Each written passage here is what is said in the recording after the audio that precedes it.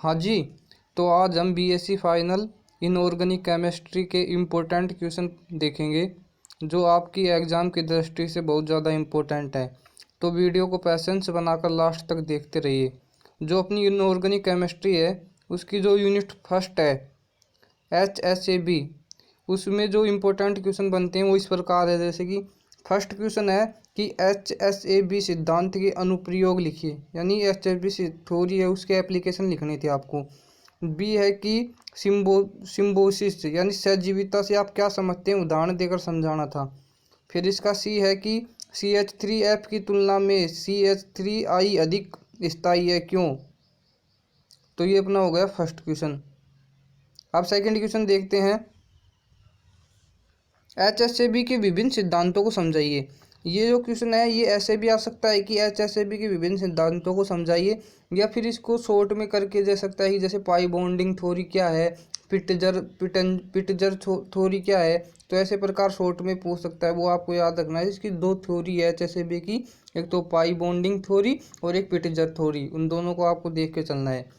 जो इसका बी है कि किसी स्पीशीज की विद्युत ऋणात्मकता और कठोरता की मृदुता से आप क्या समझते स्थापित, जो इसमें संबंध होता है वो आपको स्थापित करना था। अब इसका सी है कि कठोर एवं मृदु अम्लों से क्या तात्पर्य है, वो आपको बताना था। तो ये होगा सेक्शन ए, यानी यूनिट ए हो गई। अब इसके मैं आपको ये भी बताऊंगा कि कौन सी यूनिट है जो आपको इजी रहेगी याद करने के हिसाब से, और आप एग्ज़ाम में उन दो यूनिटों को अच्छे से तैयार करें, 2 या 3, तो बाकी के चक्कर में नहीं पड़ना है। टाइम के हिसाब से आपको मैनेज करना है। जो इसकी यूनिट सेकंड है उसका फर्स्ट क्वेश्चन है कि संकुल यौगिकों की क्रिस्टल क्षेत्र स्थायीकरण ऊर्जा क्या होती है तथा इसको प्रभावित करने वाले कारकों का वर्णन कीजिए।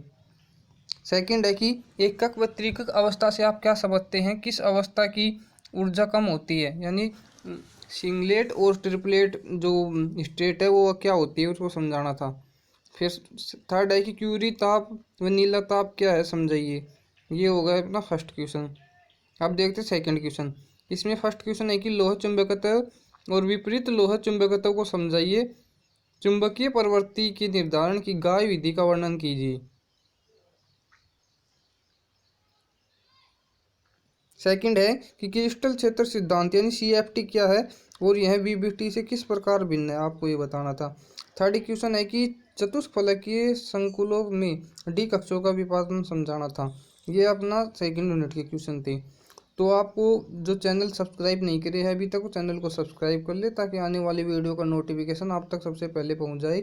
MSc के जो एंट्रेंस एग्ज़ाम हो गए, वो इम्पोर्टेंट क्वेश्चन, यूनिवर्सिटी अपडेट, किसी भी प्रकार की जो जानकारी है उसके लिए आप हमारे चैनल को सब्सक्राइब कर सकते हैं। अब थर्ड यूनिट के देखते हैं क्वेश्चन। इसमें फर्स्ट है कि पद प्रतीक क्या है। रसेल और सैंडर्स युग्मन को समझाते हुए D3 विन्यास के लिए पद प्रतीक याद कीजिए। सेकंड है कि ML metal ligand pi bond क्या है, समझाइए। थर्ड है कि ट्रांस इफेक्ट क्या होता है, यह किस प्रकार वर्गाकार समतलीय संकुलों के में प्रतिस्थापन को प्रभावित करता है। अब सेकंड क्वेश्चन देखते हैं। इसमें फर्स्ट है कि धातु संकुलों में ऊष्मागतिकीय स्थायित्व से आप क्या समझते हैं तथा इसको प्रभावित करने वाले कारकों का उल्लेख कीजिए। सेकंड है कि DD संक्रमण के लिए वर्ण नियम, यानी DD ट्रांजैक्शन के लिए जो सिलेक्शन रूल है वो बताना था आपको। फिर थर्ड है कि स्पेक्ट्रोकेमिकल सीरीज, यानी रासायनिक जो केमिकल वो सीरीज है वो। अब फोर्थ यूनिट के देखते हैं क्वेश्चन। इसमें फर्स्ट है कि जिगलर नाटा उत्प्रेरक से पर एक लेख लिखिए, यानी उसको शॉर्ट नोट में समझाना था आपको। निमिन की संरचना देनी थी आपको, ये 3 दे देखे जैसे लीसी लवण, इन सब की आपकी स्ट्रक्चर बतानी थी। थर्ड है कि मोनो न्यूक्लियर कार्बोनिल्स क्या होते हैं, ये समझाना था। सेकंड है कि निकल कार्बोनिल की संरचना को समझाइए। यह कैसे समझाइए कि CrCO6 में सभी कार्बोनिल समूह धातु के समान रूप में बंधित नहीं है। अब थर्ड है कि लिथियम के कार्ब धातु यौगिकों के बनाने की विधि या गुण धर्म एवं उपयोगिता का वर्णन कीजिए। ये थे इसकी सेक्शन, यानी फोर्थ यूनिट। अब देखते हैं इसकी 5वीं यूनिट, उसमें कौन कौन से क्वेश्चन है। इसमें फर्स्ट है कि जैव प्रणाली में Na+ और K+ पंप की भूमिका समझानी थी। बी सेकंड है कि धातु पारफिरिन पर टिप्पणी लिखिए। थर्ड है कि फास्फाजिन्स क्या है, इसके उपयोग लिखिए। अब इसका नेक्स्ट क्वेश्चन है कि साइटोक्रोम C पर टिप्पणी लिखिए। नेक्स्ट है कि Ca+ और Mg+ आयनों की जैविक महत्व समझाइए। और थर्ड है कि हीमोग्लोबिन और माइक्रोग्लोबिन में संबंध। तो ये अपने हो गई 5वीं यूनिट इसके क्वेश्चन। अब मैं आपको बताता हूँ कौन सी यूनिट आपको अच्छी रहेगी। देखो भाई, जो भी अपना बायोलॉजी बैकग्राउंड से है वो जो जिनके लिए जो ये सेक्शन जो ये फोर्थ है ना, चौथी 5वीं यूनिट सॉरी, ये एकदम इजी रहेगी क्योंकि इसमें बायो का सारा पार्ट है। तो आप इसको अच्छे से याद कर सकते हो। इसमें ना कोई डेरिवेशन है ना कोई रिएक्शन है, तो सबसे इजी है ये बायो वालों के लिए।